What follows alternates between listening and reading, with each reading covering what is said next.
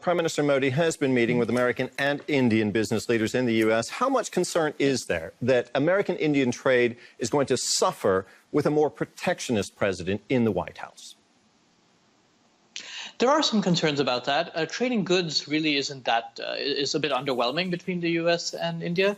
Trade in services, however, is much more significant.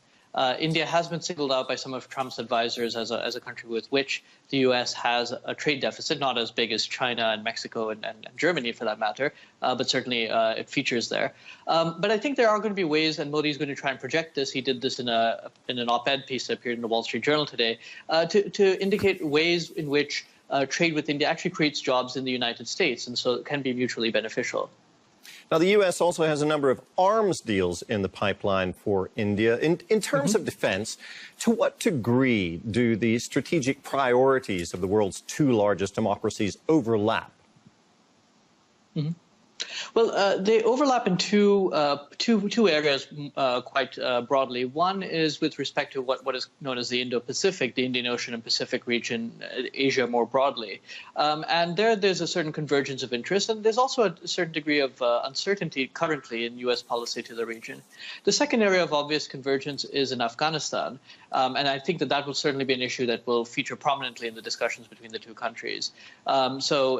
Basically, both both really would like to see a more stable Afghanistan as the country is in a state of considerable flux. Okay, well, that brings us straight to a discussion of terrorism. Of course, President Trump is prioritizing the combat against terrorism in his presidency. What sort of bilateral cooperation can we expect to see there?